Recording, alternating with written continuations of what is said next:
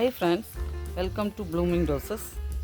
இன்றைக்கி நம்ம ஏஃபிட்ஸுங்கிற பூச்சியை பற்றி பார்க்கலாம். இது ரோஜா செடிகளை தாக்கக்கூடியது. ரோஜா மட்டும் இல்லை, எல்லா பூச்செடிகளையும் தாக்கும். இந்த ஏஃபிட்ஸ் ஒரு குட்டி பெஸ்ட்டு. இதை செடிப்பேன்னு சொல்லுவாங்க. இது புது தளிர், மொட்டு இதில் எல்லாம் கூட்டமாக இருக்குமா. பூவில் இருக்காது. இது இருந்தால் எறும்பும் இருக்கும். இந்த பூச்சி இலைகள் எல்லாம் சுருளாகும். அந்த பூச்சி இருந்தால் இலை எல்லாம் சுருளாகும். மொட்டு இலை எல்லாத்தையும் சாப்பிடும். மொட்டு இலை எல்லாத்தையும் சாப்பிட்றோம். வந்துட்டால் முதல்ல நம்ம கிளியர் பண்ணிடணும். இந்த பூச்சிக்கு வாய் ரொம்ப கூர்மையாக இருக்கும். அந்த வாயால் கடித்து திசுக்களை ஊடுருவி சாரை எல்லாம் உறிஞ்சிரும்.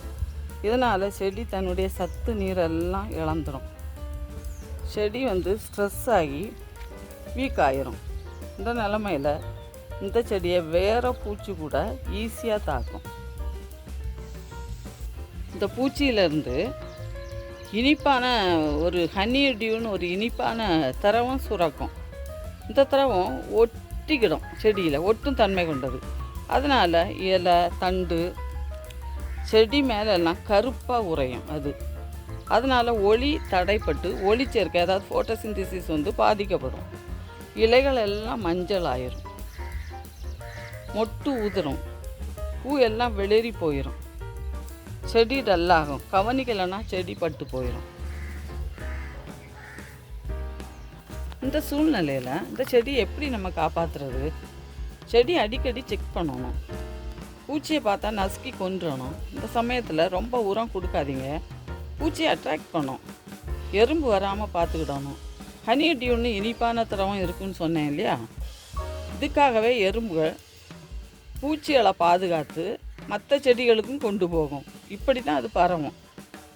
அதனால் செடி மேலே தண்ணியை நம்ம ஸ்பீடாக பீச்சு அடிக்கலாம். இதுக்கு நம்ம கெம் கொடுக்கலாம்.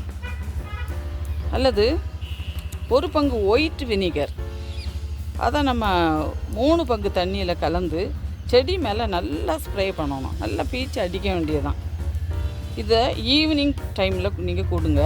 பூச்சி கட்டுப்படும். ஓகே ஃப்ரெண்ட்ஸ், இந்த வீடியோ பிடிச்சிருந்தால் நீங்கள் லைக் பண்ணி, கமெண்ட் பண்ணி, ஷேர் பண்ணி, சப்ஸ்கிரைப் பண்ணுங்கள். God bless you all. If you like this video, like, share and comment.